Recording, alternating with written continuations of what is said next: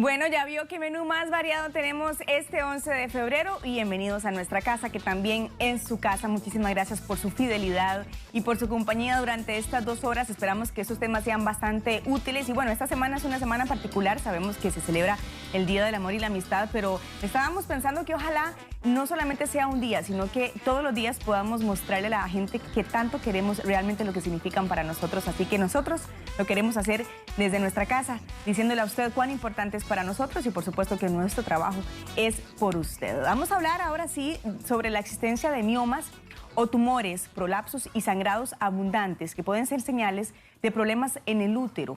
Años atrás, lo habitual era que en esos casos que le acabo de mencionar se eliminara el útero. Sin embargo, actualmente se recurre a otro tipo de intervenciones para evitar extirpar este órgano tan importante. Entonces nos hacemos la pregunta, ¿cuándo se debe quitar el útero? ¿Cuáles son las consecuencias de esta cirugía y cuáles son los cambios que sufre una mujer al quitarse el útero? Hoy el ginecólogo Josué Vargas nos responde estas y otras consultas. ¿Qué tal, doctor? Buenos días. Buenos días. Muchísimas gracias por acompañarnos, doctor. Gracias por la invitación. Básicamente queremos que usted nos dé un preámbulo sobre la función realmente que tiene el útero en el cuerpo de la mujer. Claro, básicamente el útero es una estructura que está diseñada básicamente como para tener una función reproductiva únicamente. El útero es el órgano que se encarga de albergar el embarazo a lo largo del tiempo que dure ¿verdad? Ya sea un embarazo de término o embarazos que pueden terminar en pretérminos o en abortos, pero la idea principal o el objetivo principal del útero es albergar este embarazo. El útero es un órgano que tiene una forma más o menos como de una pera, ¿verdad? Es un útero que tiene una pared gruesa de músculo visceral y es una víscera hueca, tiene en su parte interna un recubrimiento, ¿verdad? Que es el endometrio, que es el que sufre los cambios a lo largo del ciclo menstrual para prepararse para un posible embarazo. Pero meramente la función del útero es básicamente reproductiva, no es un órgano que sea vital para la vida ni demás, pero obviamente sí es vital para lo que es fertilidad y embarazo, definitivamente. Usted nos facilitó una imagen que muestra realmente la ubicación del útero y queremos que usted también en casa pueda verlo. Claro. Mencionaba usted la forma. Claro, el útero es esa estructura que se ve ahí en el centro que tiene esa forma de pera. A los lados encontramos siempre los ovarios y las trompas que están adheridas a la cavidad uterina. La ubicación básica del útero está en la cavidad, en la parte del abdomen que es conocido como pelvis. La pelvis es la parte que está delimitada por debajo del ombligo, hacia los lados por donde está la ingle y hacia la zona del periné. Básicamente esa es la zona donde se encuentra el útero. Ahora, el útero se encuentra en esta zona acompañado de muchas estructuras y podemos ver ahí la forma que se ve que tiene forma de pera. Por debajo tenemos el canal cilíndrico, que es la vagina, que también está dentro de la pelvis, y además de eso tenemos otras estructuras que pasan por este sitio, ya que por ahí pasan paquetes vasculares y nerviosos que van hacia la pierna. Está la vejiga en íntimo contacto con el útero también, y otras estructuras urinarias como los ureteros, que los ureteros son las mangueritas que llevan la orina desde el riñón hasta la vejiga. De manera que el útero tal vez en ese esquema lo vemos ahí solito, ¿verdad? Con algunas otras estructuras del aparato reproductor femenino, pero lo cierto es que eso está en una zona donde es bastante complicada de ingresar porque es una cavidad que está por debajo del hueso, y además de eso tenemos en esta zona íntimo contacto con otras estructuras vitales, como por ejemplo algunos vasos sanguíneos que son ramificaciones de la aorta, que llevan la sangre hacia lo que es las piernas, y de ahí es de donde viene el cuidado que se debe de tener a la hora de hacer una histerectomía, porque estas estructuras hay que disecarlas a lo largo del procedimiento e ir separando parte por parte para poder identificar el útero y extraerlo de la mejor manera. Histerectomía es precisamente la extirpación del útero. Histerectomía es la extirpación del útero, o más conocido como matriz. En algunos sitios lo vamos a encontrar como matriz, pero la histerectomía sí es el procedimiento que nos lleva a la extracción del útero por diferentes razones. ¿Cuáles, doctor? ¿Cuáles son las razones? Porque hemos escuchado mucho que tal vez tenía algún problema, presentó algún mioma, algún tumor, pero no fue necesario la extirpación del útero. Claro. Esa es una pregunta a la que nos enfrentamos en la consulta muy frecuentemente, porque realmente la decisión de quitar el útero no siempre es tan sencilla. Aunque suene extraño, uno quisiera que las decisiones de retirar el útero fueran tan fáciles o tan sencillas como cuando, por ejemplo, hay cáncer, que no hay que es indiscutible el hecho de quitar el útero. Pero lo cierto es que para retirar el útero, para generar algún tipo de plan de tratamiento que incluya hacer una cirugía de estas, hay que tomar en cuenta muchísimos factores porque hay combinaciones de diferentes pacientes a lo largo del proceso de la enfermedad. Por ejemplo, tenemos que tomar en cuenta factores como la edad, tenemos que tomar en cuenta factores como, por ejemplo, la fertilidad que quiera tener esa paciente a futuro. Tenemos que tomar en cuenta también si la paciente tiene otras cirugías pélvicas que puedan agravar la situación durante la cirugía. El peso de la paciente, tenemos que tomar en cuenta también algunas otras cosas con respecto a lo que pueden ser complicaciones de anestesia, por ejemplo, comorbilidades como diabetes, hipertensión, enfermedades cardiovasculares, que necesitamos de ver integralmente a la paciente para poder definir qué probabilidades tiene, primero, de hacerse una histerectomía y segundo, en el contexto de la enfermedad que esta paciente tenga, qué tan necesario puede llegar a ser superar los riesgos que tenga de acuerdo a su individualidad. Entonces, la decisión realmente no llega a ser tan sencilla. Muchas veces, o como decíamos anteriormente, pues a veces quitar el útero puede ser la solución definitiva, pero no necesariamente tenemos que exponer a todas las pacientes o a todas las mujeres si existen otras opciones. Como yo le digo a veces a las pacientes, si por ejemplo a mí me duele una oreja, la solución inicial no es cortarla, eso es una mutilación. Y quitar el útero, pues a pesar de que la gran mayoría de las veces las pacientes les va bien, claro, hay un pequeño grupo de pacientes que pueden tener complicaciones y que pueden tener efectos adversos de la cirugía como tal. Ok, usted decía estas características, por ejemplo, si ha tenido algunas otras cirugías pélvicas, la fertilidad que quiera tener después la paciente, el peso, la diabetes, etcétera. Esto hablando en la consideración a la hora de hacer la cirugía, pero hay enfermedades, claro, hay situaciones que realmente exponen a la mujer para que sea extirpado el útero. Claro, lo más común es encontrar, por ejemplo, para extirpación de útero, los miomas. Los miomas son prácticamente la causa más frecuente de histerectomías, pero no todos los miomas se deben de operar o no todos los miomas se les debe hacer una extracción. ¿Miomas son tumores? Los miomas son unos tumores que en el 98% de las veces son benignos, son unos tumores del músculo del útero que van creciendo de una manera exponencial con el tiempo, pero no necesariamente son malignos. Ahora, la necesidad de uno buscar un procedimiento quirúrgico para una paciente con miomas va a depender de muchos factores de la enfermedad como tal. Por ejemplo, la ubicación del mioma, si tiene o no tiene contacto con el endometrio, que es el que produce los sangrados, el tamaño del mioma definitivamente o un crecimiento exponencial en corto plazo, en un periodo de 6 meses, crecimiento de más del doble. O por ejemplo, circunstancias que hagan que la paciente mantenga muchos problemas de dolor pélvico o inclusive tengan problemas para la micción o al orinar, que ya uno sabe que estas pacientes son pacientes que tienen mucha sintomatología a raíz de su enfermedad y entonces ya ahí tenemos que entrar a la parte en la que tenemos que analizar y hacer un balance entre todos estos factores de riesgo para la cirugía y ver si la paciente realmente es candidata a esta cirugía de acuerdo a las condiciones que le genera la enfermedad y a todos los riesgos que tiene. Hay más causas, por supuesto, existen causas como por ejemplo displasias persistentes del útero, hay una causa que es muy frecuente también que son los prolapsos uterinos, que es cuando las pacientes pierden el sostén del piso pélvico y conforme va avanzando el tiempo el útero va bajando a través de la vagina y entonces las pacientes sienten una sensación de masa a nivel vaginal y es realmente que el útero se está comenzando a prolapsar. También se les hacen procedimientos de histerectomía porque definitivamente ya el útero no está con un sostén adecuado. Por ejemplo, lesiones precancerígenas del endometrio, como lo que se conoce como hiperplasias endometriales. Existen también pacientes que tal vez no tienen ningún daño estructural en el útero, pero tienen sangrados uterinos que son rebeldes a tratamiento. ¿Eso qué significa? Que son pacientes que tal vez no tenemos causas como un mioma, un pólipo endometrial, una hiperplasia que esté generando los sangrados, sino que simplemente la paciente por su predisposición genera sangrados fuertes. Que no son durante la menstruación. Que puede que no sean durante la menstruación, pero por lo general son sangrados fuertes menstruales y que pueden llegar inclusive a anemizar a la paciente. Cuando hablamos de rebelde a tratamiento nos referimos a que ya probamos todas las formas conservadoras posibles de tratamiento, pastillas hormonales, dispositivos intrauterinos, todas las opciones que tenemos previo a pensar en una cirugía. Otras causas también que se pueden ver son las pacientes que tienen endometriosis pélvicas, que tienen muchísimo dolor pélvico. Lo que pasa es que el balance que hay que hacer entre cada una de las enfermedades es muy importante porque muchas de ellas, por ejemplo, una endometriosis pélvica o un dolor pélvico crónico, muchas veces no necesariamente se resuelve con quitar el útero. Correcto.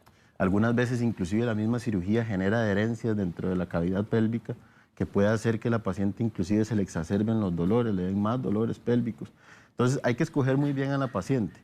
Pero lo cierto es que no es que hay una causa específica, digamos, como decir, ok, si vamos a quitar el útero es porque tiene miomas. No, se quita el útero porque el mioma tiene o mucho sangrado, o que le produce mucho dolor pélvico, o porque le produce mucho trastorno para orinar a la paciente, o porque el mioma creció mucho. Okay. Pero si un mioma es pequeño, no tiene ninguna alteración a nivel del útero como tal y demás, y es un útero que se puede mantener en vigilancia, pues entonces nosotros decidimos hacer una vigilancia para no tener que llegar a la instancia quirúrgica.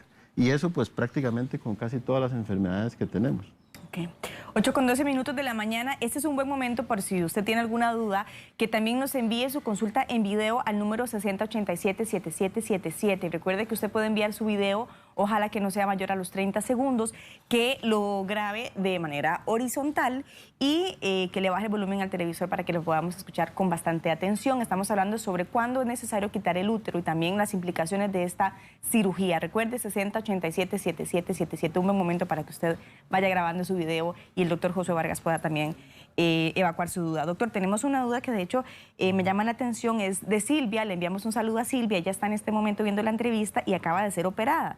Está en el hospital viendo la entrevista y dice que necesita saber con qué inflan el estómago en la cirugía y cuánto dura en bajar esa inflamación. Dice que tiene un estómago de embarazo y con cólicos. La herida es muy larga y dolorosa. Okay, eso es muy importante porque partiendo de la pregunta, lo primero que tenemos que saber es cuál tipo de histerectomía se le hizo y por qué vía. Muy bien. ¿Por qué? Porque las histerectomías hay diferentes vías de hacerlas. Por ejemplo, hablamos anteriormente, por ejemplo, las pacientes que tienen prolapsos uterinos, las histerectomías se hacen por vía vaginal. Nosotros no realizamos ninguna incisión a nivel abdominal para hacer una histerectomía vaginal debido a que nosotros todo el procedimiento lo hacemos por la vía genital. Las otras histerectomías que existen son las histerectomías abdominales, que pueden existir abdominales abiertas y abdominales laparoscópicas. Ella nos habla de una herida grande y demás, entonces en ese sentido yo asumo que es una histerectomía abdominal, que la herida puede ser grande de diferentes maneras, porque hay heridas que son incisiones en la línea del bikini, que se llaman heridas Pharyngeal, y están lo que se llaman laparotomías medias, que es recta sobre el abdomen. Y esa herida uno la define de acuerdo a la complejidad del caso, porque hay úteros que son muy, muy grandes y definitivamente no los podemos sacar por vía vaginal, ni los podemos sacar por una herida en la línea del bikini que es un poco más pequeña de lo que requerimos para quitar el útero, por ejemplo. En el caso de las histerectomías abdominales abiertas, el abdomen no se infla con ningún gas ni nada por el estilo. Se infla cuando se usan histerectomías laparoscópicas. Se utiliza un gas que está hecho para poder distender el abdomen, poder con la cámara que trabajamos de la laparoscopía ver eventualmente todas las estructuras a nivel pélvico, pero eso estamos hablando de histerectomías laparoscópicas. En el caso de la histerectomía abierta, generalmente no se hace ningún tipo de insuflación. Es común que después de los posoperatorios inmediatos, la paciente pues obviamente no, se va a sentir un poco mareada, puede sentirse con algunas molestias a nivel abdominal. La anestesia que se le coloque tiene que ver mucho porque a veces puede enlentecer el tránsito intestinal, entonces la paciente puede tener una distensión abdominal. Definitivamente depende de la herida que se le haga, puede que duela muchísimo, por eso es que muchas veces las histerectomías laparoscópicas tienden a tener una recuperación mejor, o inclusive la histerectomía vaginal. Claro. Es curioso porque cuando hacemos una histerectomía vaginal uno hace el procedimiento y al día siguiente la paciente a las 5 de la mañana está comiendo gallo pinto. Entonces son cosas que tienen mucho que ver con el procedimiento en sí y las condiciones que se hayan generado dentro de la cirugía. Obviamente en el caso de ella no sabemos cuál fue el trasfondo del procedimiento, pero es común que al principio... Así ustedes determinan el tipo de histerectomía que van a realizar. ¿La más común cuál es, doctor? La más común es la histerectomía abdominal abierta. La histerectomía abdominal abierta es el procedimiento que se hace con una herida en la línea del bikini. Es un procedimiento que está diseñado para hacer la extracción del útero mediante disección de todas estas estructuras que hablamos, la vejiga, los ureteros, ir abriendo un poco los vasos sanguíneos y demás para poder retirar el útero. Esa es la más común. Ahora, ha tomado mucha fuerza también la histerectomía laparoscópica de mucho tiempo para acá, porque casualmente la recuperación de la paciente tiende a ser mejor. Y aunque parezca mentira, hay ciertos sitios de la anatomía pélvica que por ser una cavidad profunda, muchas veces uno con la laparoscopía y con la cámara puede llegar a sitios donde uno a simple vista no puede ver. Entonces hay sitios, la laparoscopía o la histerectomía laparoscópica ha tomado mucha fuerza en este sentido porque realmente es bastante más llevadera para la paciente. Para la recuperación. Para la recuperación, realmente. Pues los efectos a largo plazo, la paciente que pues cae dentro del grupo estadístico en el cual pueden tener diferentes cambios, no va a cambiar. Pero sí, en términos de recuperación es muchísimo mejor. Tenemos bastantes consultas, doctor, y quiero comenzar con el video de una televidente que nos hace su consulta sobre el útero. Ya lo vamos a tener listo para poder comenzar de una vez con las consultas en video y que aprovechemos bastante el tiempo. Usted mencionaba, doctor, importante también, que era muchísimo más fácil la recuperación en cuanto a las cirugías laparoscópicas, pero hay cambios que son inevitables que van a suceder en cualquier tipo de histerectomía. ¿Cuáles son esos cambios? Es un grupo pequeño, por dicho es un grupo pequeño, pero uno sí ve que hay algunas pacientes que pueden comenzar a tener cambios, por ejemplo, pseudomenopáusicos.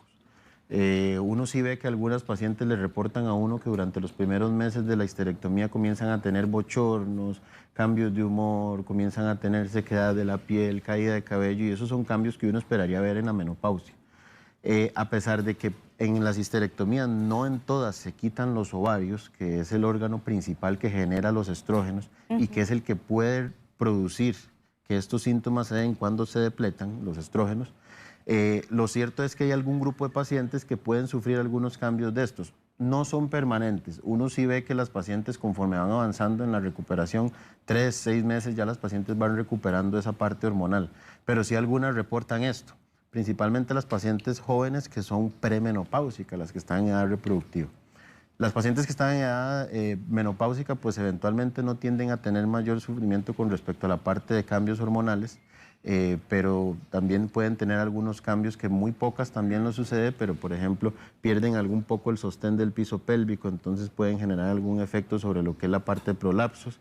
Algunas pueden que tengan pérdidas de orina después de los procedimientos de la histerectomía, que puede ser por incontinencia urinaria, que puede quedar residual después del procedimiento. Es un grupo muy pequeño por dicha, pero sí sucede. Y bueno, básicamente algunos otros cambios que pueden suceder a raíz de que el útero ya es una estructura que al no estar, los órganos del abdomen tienen que comenzar a acomodarse en el sitio donde estaba el útero antes, tienen que comenzar a ocupar. Entonces algunas también le reportan a uno que pueden comenzar a tener problemas de estreñimiento, algunos un poco más de distensión abdominal a lo largo de unos 3, 6 meses, pero por lo general al término de los 6 meses la gran mayoría mejoran todos estos cambios, ¿verdad? No son permanentes en la mayoría de las veces. Ok, ¿cuánto tiempo duran más o menos? 3 a 6 meses aproximadamente. Todo lo que son esos cambios cuando estamos hablando de cuando quitamos solamente el útero. Sí. Cambios a largo plazo, por ejemplo, pacientes que han tenido cirugías previas o que son muy propensas a generar cicatrices fuertes dentro del abdomen, que se llaman adherencias. Algunas pacientes generan adherencias en el abdomen que pueden inclusive, son como unas telitas de araña, pueden tocar un poco el intestino o algunas otras estructuras que se encuentran de la pelvis. Entonces las pacientes a veces pueden tener ciertos malestares a nivel pélvico, a veces lo describen como punzonazos o como jalonazos. Por dicha, la gran mayoría de las veces son esporádicos, no es algo que sea permanente, pero básicamente lo que más genera a largo plazo pueden ser estos dolores a raíz de adherencias. Ok, ahora sí vamos con el video que nos hace nuestra primera televidente. Buenos días, amigos de Buen Día. Mi pregunta para el doctor es, yo tengo un útero en retrovisión. Sufro de mucho dolor pélvico y no me dan ningún tratamiento para esto. Me mandaron para ginecología de hace 2 años, llevo esperando una cita y he tenido algunas complicaciones y quería preguntarle al doctor qué se puede hacer con un útero así. Muchas gracias. Gracias a usted por su consulta, doctor. Es una pregunta frecuente con respecto a lo de la posición del útero. Lo que ella habla es que tiene un útero en retroversión. El útero tiene una posición en la pelvis en la que la mayoría de las veces está viendo hacia adelante. ¿verdad? Que esas de esta forma, viendo hacia el abdomen en la parte anterior. El útero puede tener cierta movilidad, puede estar viendo hacia adelante, puede estar viendo hacia atrás. Lo cierto es que hace muchísimo tiempo se decía que cuando la paciente tenía problemas de útero en retroversión podía haber un trasfondo de infertilidad y demás. Ahora ya eso se ha venido desmintiendo con el tiempo, pero lo que sí hay que tomar en cuenta es que estos tipos de úteros muchas veces se pueden relacionar a enfermedades como endometriosis. La endometriosis, pues también en el caso de ella lo pienso de esta forma porque ella nos habla también de que mantiene dolor pélvico y el dolor pélvico es un síntoma pivote de la endometriosis. La endometriosis es una enfermedad en la cual la parte interna del útero, el endometrio, sale o se implanta en algunos sitios que están fuera del útero, o sea, no solamente dentro del útero, sino que puede estar en los recubrimientos de las trompas, los ovarios y en los recubrimientos del abdomen por dentro. Y la gran mayoría de las veces el síntoma que les da más frecuente es dolor pélvico, ¿verdad? Principalmente dismenorreas, que significa dolor con las menstruaciones. Y realmente es porque como este tejido también es hormonalmente sensible, yo siempre les explico que eso es como que la paciente menstrue tanto hacia afuera como hacia adentro. Entonces la paciente ese sangrado puede expulsarlo, pero también dentro de la pelvis tiene focos de endometrio que son sensibles a las hormonas y comienzan a generar sangrados a lo largo de todos los meses. Esto con el tiempo va generando adherencias pélvicas y va comenzando a dar dolores. Ahora, la endometriosis, como hablábamos anteriormente, depende mucho del tratamiento de las individualidades de la paciente. ¿Qué edad tiene? ¿Tiene planes de fertilidad o no? ¿Ha pasado por algún medicamento conservador? Que ella hablaba de que todavía no ha recibido ningún tratamiento. Entonces, existen métodos hormonales en el cual podemos poner en reposo la endometriosis. La endometriosis, pues hay que tener cierto cuidado con algunas pacientes porque obviamente algunas de ellas lo comienzan a manifestar desde edades tempranas y muchas de ellas se captan en el momento en el que están en edad reproductiva. Entonces, ofrecerle una histerectomía a una persona que todavía no ha tenido hijos o tiene planes de fertilidad, pues obviamente es una opción muy brusca para un tratamiento de estos, claro. Para una enfermedad de estas. Entonces, todas esas cosas tenemos que verlas, pero en el caso de ella en específico, pues habría que ver si realmente no tiene probabilidades de endometriosis y identificar si esto existe, pues pensar en un tratamiento conservador previo, porque hay una particularidad con la cirugía de histerectomía en las pacientes con endometriosis, y es que puede resultar muy difícil, porque al generar adherencias a lo largo del tiempo, puede captar otras estructuras que dijimos anteriormente, ureteros, intestino, vejiga, y entonces el riesgo de lesión de cualquiera de estas estructuras intraoperatorias es mayor. Entonces hay que tener mucho cuidado porque una cirugía de estas puede ser bastante complicada. Entonces hay tratamientos conservadores que se podrían diseñar en un caso como ella debería ir al ginecólogo entonces. Definitivamente sí, la valoración es importantísima porque el dolor pélvico, casualmente ella está diciendo, el único hallazgo que ella tiene en este momento es que tiene el útero viendo hacia atrás, pero realmente eso es una de las posibles cosas que le podrían a uno guiar el diagnóstico. Hay muchas otras cosas que hay que revisar en esos casos. Doña Ana Jiménez dice que padece de muchos cólicos antes de que baje su periodo y nos hace también su consulta en video. Hola, buenos días. Mi nombre es Ana Lorena Jiménez. Tengo 48 años.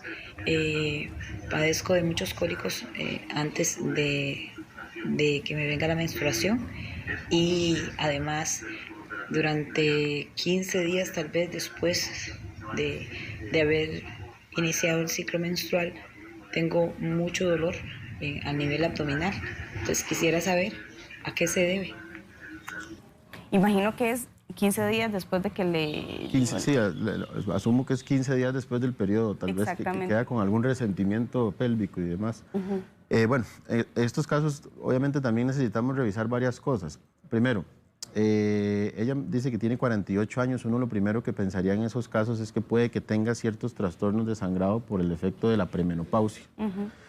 La premenopausia, si bien es cierto, no genera dolores pélvicos como tal por el evento de la premenopausia, pues lo cierto es que sí, algunas veces las pacientes tienen algunos desequilibrios hormonales que hacen que la dinámica uterina cambie. Entonces, muchas veces estas pacientes comienzan a tener ciclos menstruales acortados y después comienzan a alargarse con el objetivo de que la regla se vaya. Es importante saber en este caso, por ejemplo, cada cuánto le está viniendo la menstruación. Eso le iba a preguntar a usted, doctor. Sí. Cuando dice que son menstruaciones acortadas, ¿quiere decir que le puede durar? Sí, 2 días, 3 días? Correcto. No, más bien me refiero a ciclo menstrual acortado, perdón. Ok. Sí. El ciclo menstrual, que a veces se acorta, lo usual es que un ciclo menstrual dure de 21 a 35 días. Correcto. Pacientes que comienzan a cortar los ciclos menstruales y después los comienzan a alargar, porque se va perdiendo la función del ovario. El ovario tiene una función específica que es generar una ovulación mes a mes, y si no hay ovulación, la menstruación no baja. Conforme va avanzando el tiempo, los ovarios van perdiendo su funcionalidad y entonces las ovulaciones se van retrasando, y esto va haciendo que la menstruación se vaya atrasando en pacientes premenopáusicas. Entonces, ¿qué es lo que sucede? Muchas veces estas pacientes tienen estos trastornos que se llaman oligomenorreas propias de la premenopausia. La paciente comienza a tener alargamientos del ciclo menstrual y resulta que cuando va a tener su menstruación definitivamente va a sangrar mucho, va a tener mucho dolor pélvico previo y después porque tiene que el útero contraerse muchísimo y con mucho más fuerza para poder expulsar lo que tal vez de una forma entendible podríamos decir se vino acumulando a lo largo de todo el tiempo de retraso. Por ejemplo, si la paciente dura 3 o 4 meses en menstruar, definitivamente ahí hay un estímulo sobre el endometrio que va a hacer que se crezca a un nivel muchísimo mayor del que tendría si se hubiera estimulado solamente un mes. Entonces, son cosas que sí habría que saber en el caso de ella, cada cuánto le está viniendo la menstruación, si sangra mucho, inclusive una cosa muy importante, si tiene cirugías pélvicas previas, porque hablamos de las adherencias y demás, las cesáreas, alguna cirugía previa que tenga por un quiste, por una trompa, si tiene los tubos cortados, genera algunas adherencias a nivel pélvico que conforme va avanzando el tiempo las pacientes van sintiendo estos problemas. Entonces muchas veces es importante definir todos estos detalles para uno poder decir, bueno, la causa probable es esta, hagamos estos y estos exámenes y definimos qué vamos a hacer. En el caso de ella, pues sí, obviamente tenemos datos que tendríamos que valorar para definir cuál es la posible causa, pero puede ser algo de esto. Si fuera algo con respecto a la premenopausia, doctor, y ella de momento tiene mucho dolor, ¿qué podría también tomar para evitar eso?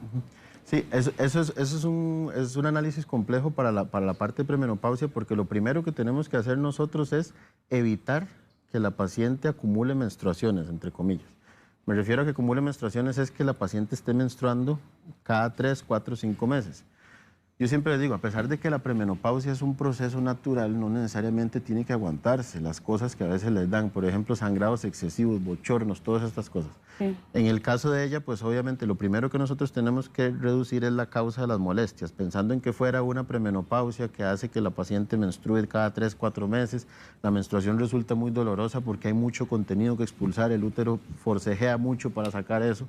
El tejido endometrial, entonces le genera mucho dolor pélvico, pues lo primero que tenemos que hacer es evitar que esa paciente atrase ciclos. Damos medicamentos para que la paciente menstrue mes a mes, el útero se limpie mes a mes y entonces eventualmente no tenga tanto problema con respecto a los dolores. Hay otros métodos antiinflamatorios regulares, se pueden utilizar, solo que también los antiinflamatorios se tienen que utilizar regularmente durante un periodo específico. La mayoría de las veces el error que cometen las pacientes es que cuando tienen mucho dolor pélvico con las menstruaciones, compran algún medicamento antiinflamatorio, se lo toman para quitar el dolor del momento, pero no le dan seguimiento. Y lo cierto es que una de las sustancias que hace que el útero se contraiga y genere los dolores es la sustancia principal inflamatoria, es la sustancia inflamatoria por excelencia, que son las prostaglandinas. Entonces, eventualmente, cuando nosotros tenemos esa cantidad de hormonas o esa cantidad de sustancias a nivel del útero, nosotros necesitamos reducir ese nivel. Entonces, se pueden utilizar también antiinflamatorios, pero eventualmente tienen que ser cada 8 horas. Sí, usualmente los tradicionales, diclofenaco, desquetoprofeno, hay muchas opciones. Pero el detalle está en que sí tiene que ser de uso continuo. Tiene que ser cada 8 horas durante los primeros 3 días usualmente de la menstruación, porque no tiene sentido, por ejemplo, utilizar el medicamento para reducirlo en este momento, pero lo dejo a la libre dentro de los próximos 24 horas, se vuelven a producir las sustancias. Y puede ser que hasta peor también. Entonces ya después comienzan a tener los dolores y no mejoran. Eso es importante, cada 8 horas, doña Ana, por aquello que también ella necesite un poco más de tiempo para ser mejor diagnosticada sobre esos cólicos que ella presenta, entonces debe tomar este tipo de antiinflamatorios. Claro, y tomar en cuenta, obviamente, que no sea alérgica. Okay. Esté segura que no sea alérgica a medicamentos antiinflamatorios. Okay. Excelente, sí. Buena esta acotación. Dice también doña María Gómez, nos envía su video desde Guásimo, ella tiene un mioma y queremos escuchar la consulta de doña María. Okay. Buenos días, mi nombre es María Gómez López, vivo en Guásimo. Yo tengo un mioma de 12 centímetros a mi lado izquierdo de mi abdomen y pues me produce mucha hemorragia. Me gustaría saber qué sería lo más apropiado para mí, ¿verdad? Si eso tendría que operármelo o es necesario por medio de un medicamento que me lo puedan deshacer. Gracias.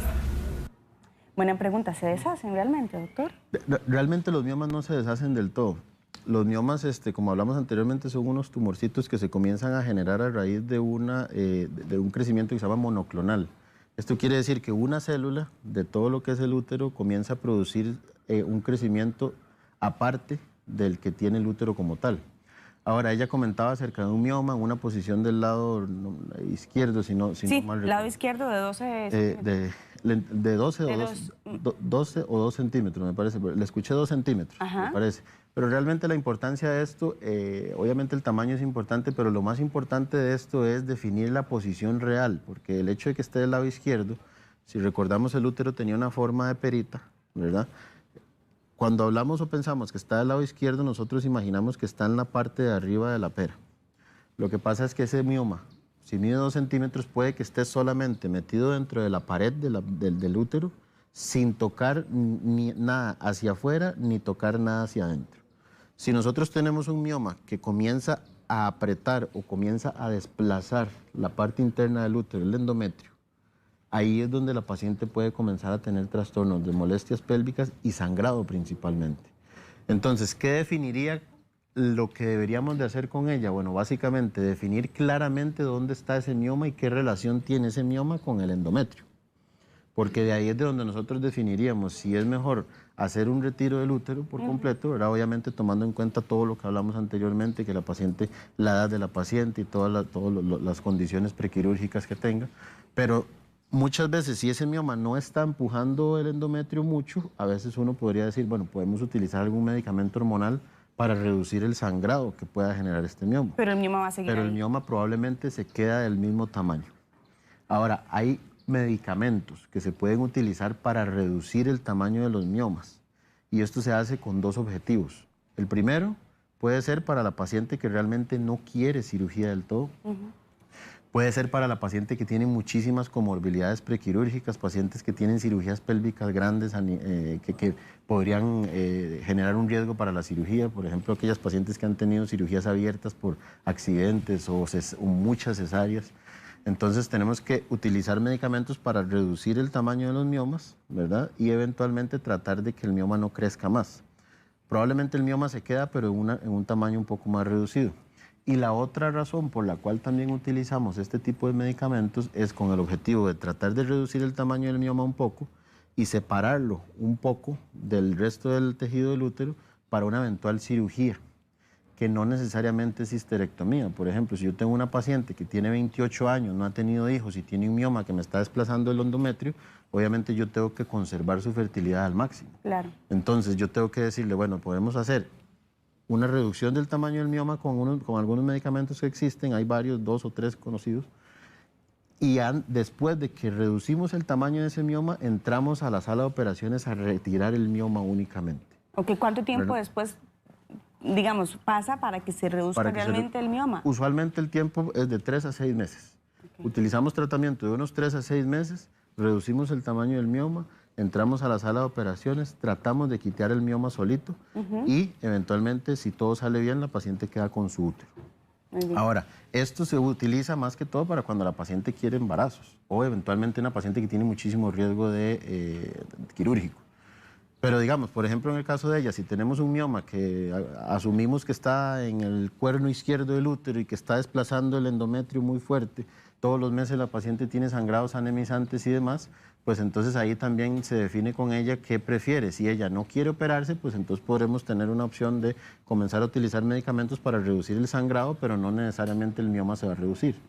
O bien, si es una paciente que está dispuesta a hacerse una histerectomía para evitar que el crecimiento de ese mioma genere muchísimo más sangrados, o paciente que tal vez está un poco más lejos de la menopausia, ¿verdad? Porque a veces cuando tenemos pacientes así, podemos darles medicamentos para que el sangrado no sea tan fuerte, mientras esperamos a que la menopausia llegue. Sí. Porque una vez que la menopausia llegue, la carga hormonal que va a tener el útero se va a reducir. Y la carga hormonal es la que hace que el útero crezca un poco más, que los miomas crezcan más de la cuenta. Entonces, si tenemos una paciente que está cerca de la menopausia, tratamos de llevarla lo más que podamos a la menopausia para que ya eventualmente el problema principal de los miomas, que sería el sangrado en un caso como el de ella, ya se reduzca. Ok. Doctor, nada más para hacer la consulta de doña Silvia, ¿qué tan cierto es que si en algún momento nos retiran el útero en un futuro podamos ser propensas a tener problemas en nuestros huesos como desgaste, osteoporosis, por ejemplo? Ok, eso es una pregunta importante porque eso va a depender de si se retira o no se retiran los ovarios. Ok. El útero como tal no tiene ninguna función hormonal, ¿verdad? El detalle está en que los ovarios son los que definen qué actividad va a tener de hormonas el ovario, ¿verdad? Básicamente el ovario es el que genera los estrógenos y los estrógenos son los que producen la estabilidad, por ejemplo, de la masa ósea. Tiene cierta protección cardiovascular en las mujeres y otras funcionalidades que si nosotros retiramos el útero, eventualmente en el caso de ella que pregunta acerca de lo que es reducción de densidad mineral ósea, pues ahí sí podría tener un riesgo mayor.